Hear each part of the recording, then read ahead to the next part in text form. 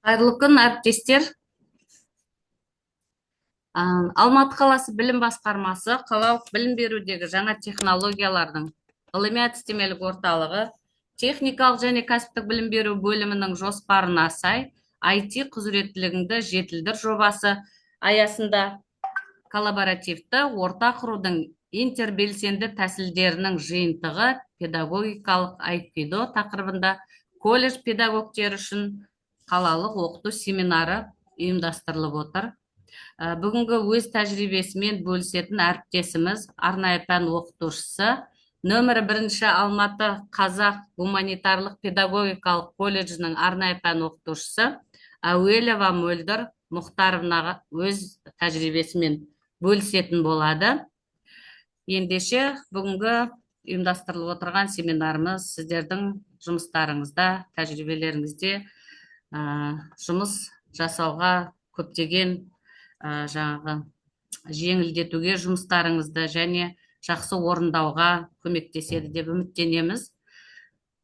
Мөлдір Мұхтаровна, осындасыз ба? Иә, сәлеметсіздер ме? Мен осындамын. Бастай беріңіз онда. Бізге доступ бересіз ба слайдымызды қосуға? Қазір 1 минут.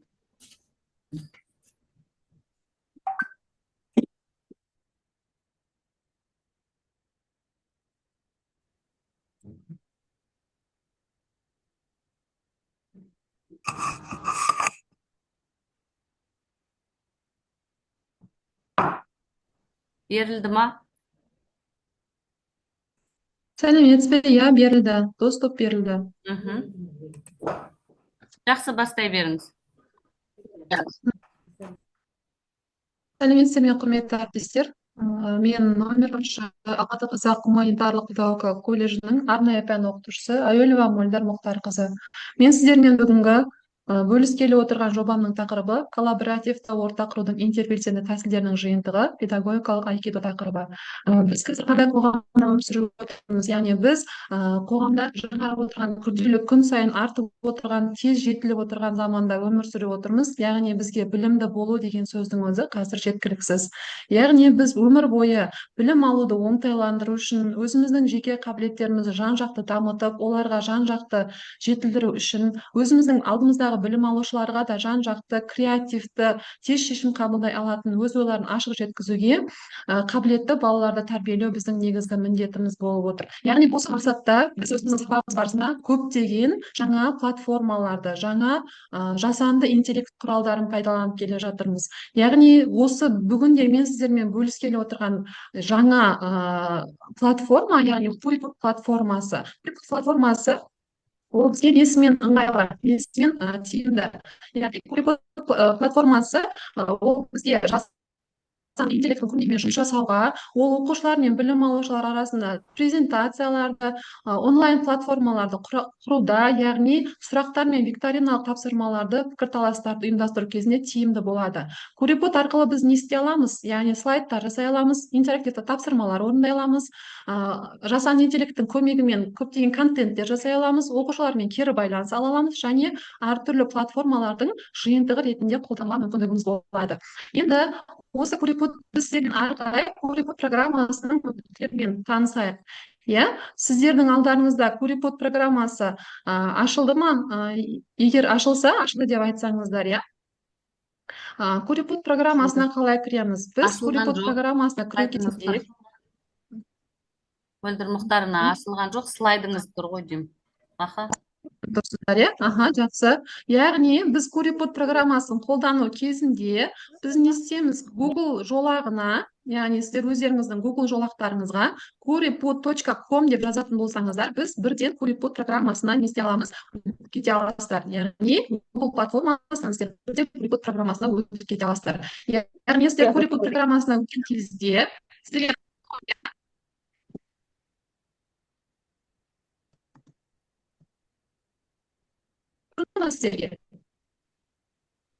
көрініп тұр, әріптестер, бір звук шықпай кетті, менен бекен интернет желісі. Сіздерге естіліп тұр ма? Әріптестер? Көрініп те естіліп те тұр. Жақсы, рахмет, айта беріңіз. сіздер осы Google жолағына kuripod.com деп жазған кезде сіздер бір тіркелесіздер өздеріңіздің аккаунттарыңызбен. Мен алдын ала тіркеліп қойғанмын, сол үшін менде бірден осы платформаға өтіп кете аламын. Иә, бұл платформада сіздер өздеріңіздің жұмыстарыңызды оңтайландыру мақсатында кірген кезде басты бетінде главное деген, яғни басты бетте тұрады. Осы главное батырмасында сіздер получить урок батырмасын басасыздар және өздеріңіздің керекті тақырыптарыңызды жазсаңыздар, бұл жерден жасанды интеллект сіздерге өздеріңіздің тақырыптарыңызға қатысты тақырыптарды тауып береді. Мен өзім арнайы пәннен сабақ берген, арнайы пән оқытушысы болғаннан кейін, мен осыған дейінгі қолданған жұмыстарымды көрсете беремін. Яғни біз бұл жерде өзіміздің жасаған жұмыстарымыздың барлығы сақталып тұрады. Кез келген уақытта сіздер кіріп қолдана бересіздер. Яғни мен бұл жерде сіздерге өзімнің сабағыма қатысты темперамент тақырыбын алып көремін. Яғни темперамент тақырыбында біз не істей аламыз? Яғни бірінші жаңағыда получить темперамент деп жазамын. Сабағымның тақырыбын темперамент тақырыбын жазған кезде менде не ашылады? Осы жасанды интеллект тапсырмалардың легі ашылады. Яғни бірінші бұл жерде бізде темперамент тақырыбына қатысты бізге жасап берген Kuripod платформасының мүмкіндіктері. Бұл жерде сабақтың мақсатын да береді, және сабаққа қатысты балалармен жұмыс жасауға мүмкіндікті де береді. Енді бұл жерде бірінші танысу ретінде, тақырыпқа мақсат ретінде беріп отырады.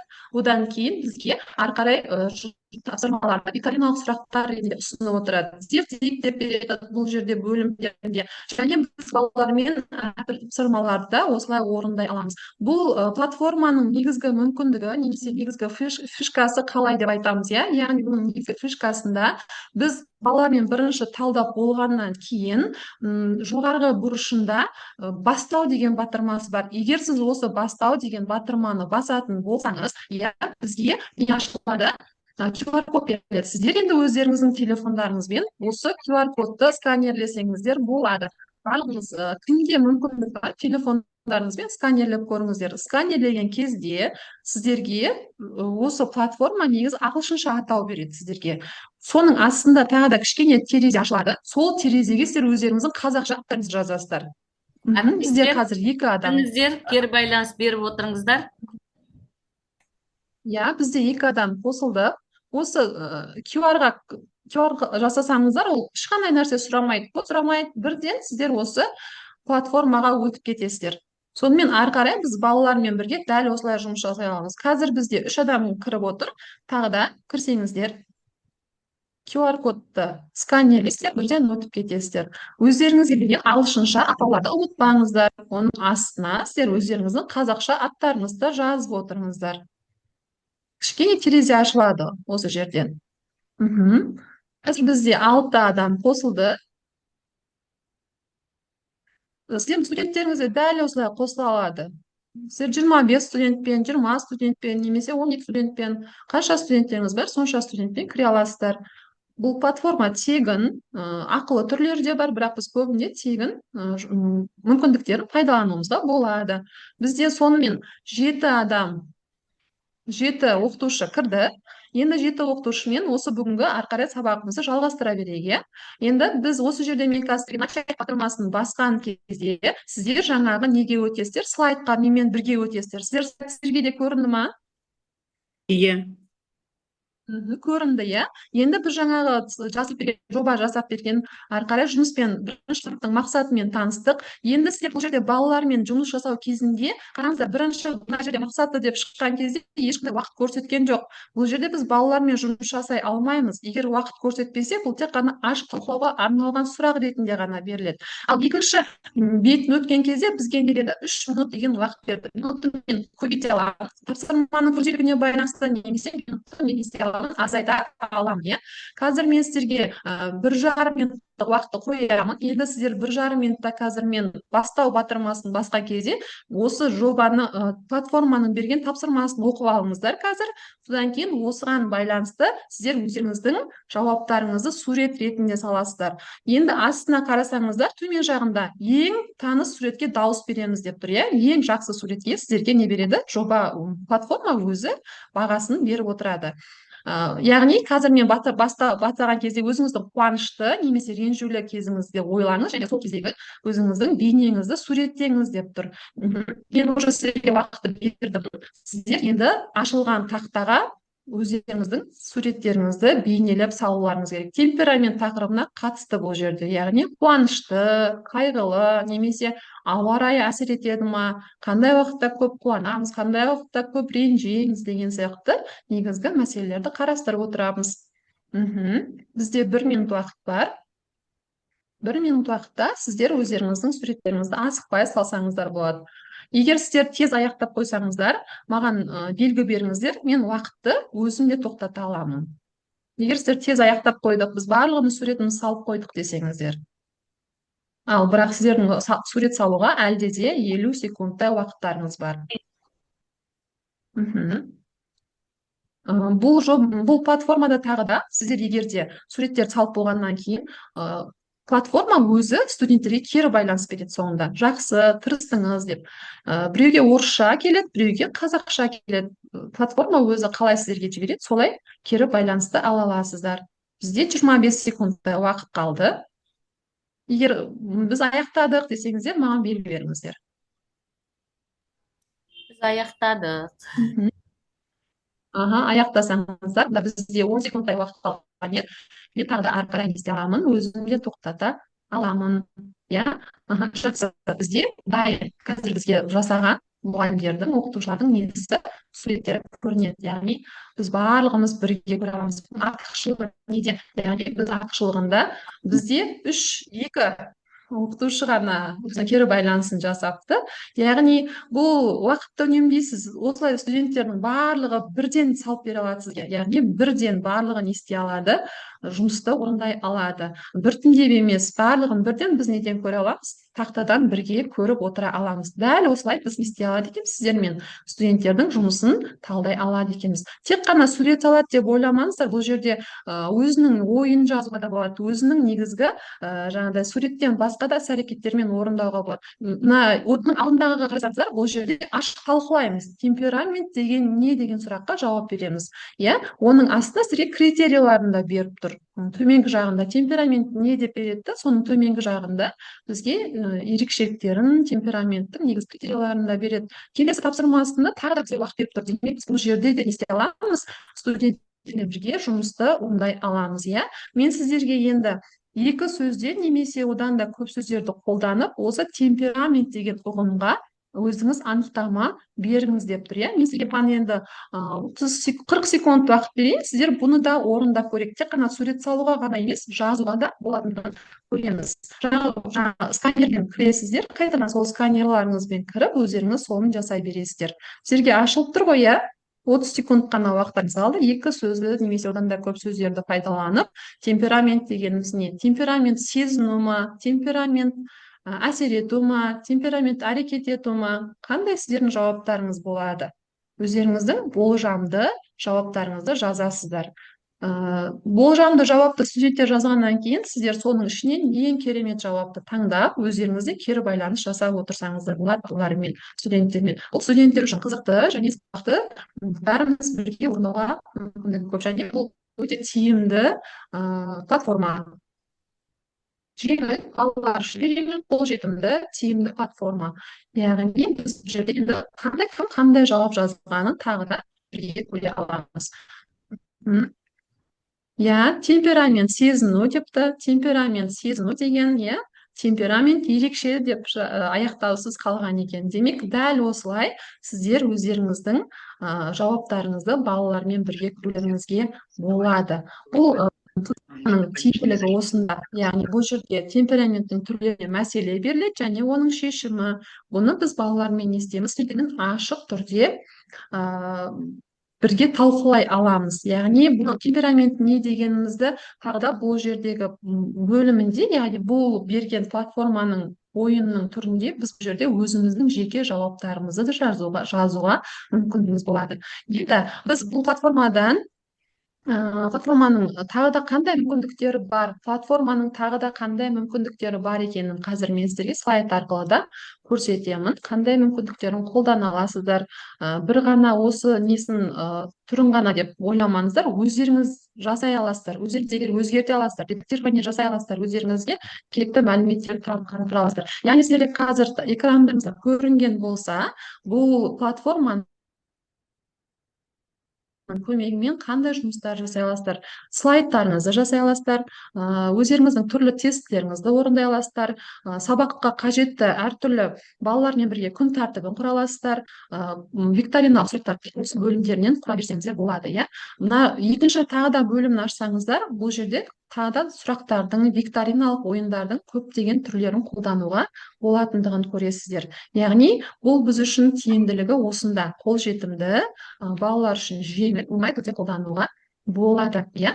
Біз бүгінгі жобамыздың платформамыздың қорытындысында нені айтамыз? Яғни қорыта келе жаңартылған білім беру мазмұнына сәйкес алынған айкидо стиліндегі интербелсенді әдіс тәсілдерді біз сабақ барысында тиімді қолдансақ, өзіміздің сабағымызда енгізсек, онда білім алушылардың оқу-танымдық белсенділігін арттыруға, өз бетінше білім алуға, өз бетінше жұмыс жасауға, топта, жұпта, жеке жұмыс жасауға, өз білімін тиянақты орындауға, өзінің ойын ашық айтуға мүмкіншілігіміз туады. Білім алушылар өз пікірлерін ашық айтуға, бір-бірін тыңдауға үйренеді, топта ынтымақтастық атмосфера құрылады. Сондықтан бұл платформаны сіздер өз пәндеріңізде, өздеріңіздің жұмыстарыңызда қолданудың тиімділігін тағы да өз бағыттарыңызда сынап көріңіздер. Қандай нәтиже күтеміз біз осындай жобаларды қолдану кезінде, платформаларды қолдану кезінде? Білім алушыларда бір-бірімен жұмыс жасайды, еркіндікке үйренеді, ынтымақтастық орта құрады, бір-бірінің жұмысын тыңдауға үйренеді, күрделі тапсырмаларды оңай түрде есте сақтап қалуға бағытталады, бір-бірімен белсенді қарым-қатынас жасауға бағытталады. Бұл платформаны мүмкін сіздер өздеріңіздің араларыңызда қолданып жүрген әріптестеріңізде бар шығар, иә. Сіздер үшін тиімді болды деп ойлаймын.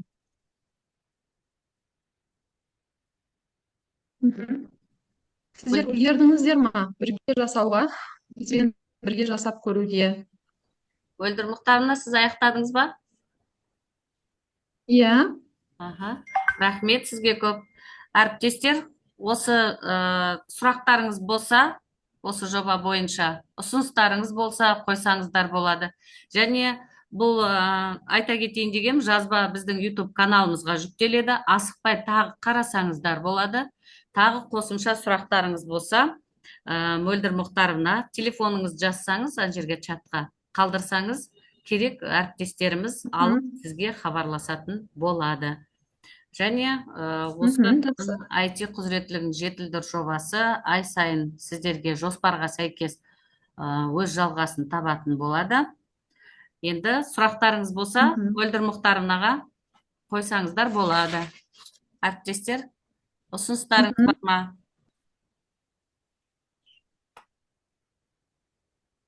Сіздерге ең жеңіл, әрі сіздердің жұмысыңызды жеңілдететін, тез табылатын, ешқандай код, ештеме жазбай жасауға болатын жақсы бір әдістемені көрсеттік.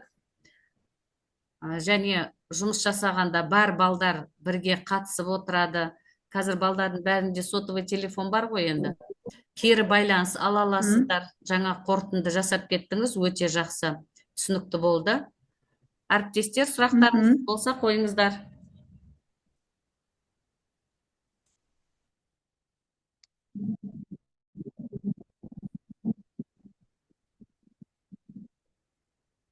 Сұрақтарыңыз жоқ қой деймін, иә? Бәрі түсінікті болды ғой. Ендеше тағы YouTube каналымыздан қосымша көре аласыздар. Рахмет. Жақсы. Сау болыңыздар онда. Рахмет. Жақсы, сау болыңыздар. Мөлдір әріптесімізге көп-көп рахмет. Жақсы, рахмет сіздерге де. Мөлдірге сәттілік, көп рахмет. Большое спасибо. Аман болыңыздар. Спасибо, до свидания. Рахмет, сау болыңыздар.